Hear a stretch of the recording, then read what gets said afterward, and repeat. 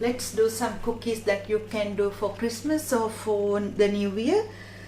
This is semolina and cashew cookies. For this recipe I'm using 100 grams cashew I just crushed in the food processor, 180 grams self-raising flour and 80 grams semolina, 125 grams sugar, 1 egg and 100 grams butter.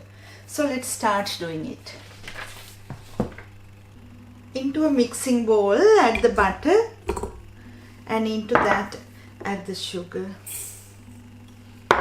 and if you like add a drop of vanilla and start mixing it about 1 minute. Into this cookie you can add any flavor. I'm going to add a bit of coffee flavor. You can add any flavor into this except vanilla. So now I'm going to add the semolina and the egg. Mix well, and after add the cashew. I'm going to mix it again about 2 minutes. Now add the flour, reduce the speed and add the flour. And mix well until it combines with all together.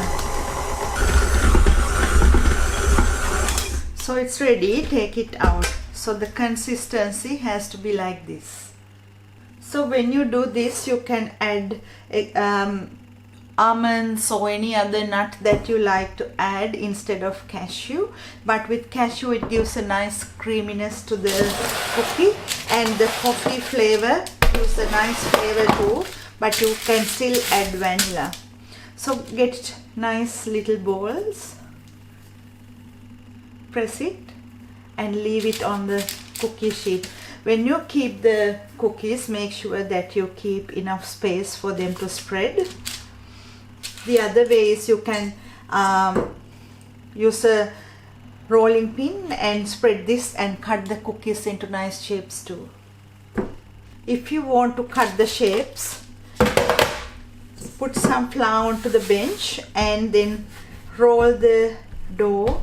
Even you can do that on a baking sheet without a problem. So take a baking sheet and in between 2 baking papers you can roll this to a nice flat surface, but think about the thickness that you want to do. I might like 2 centimeters to 3 centimeters.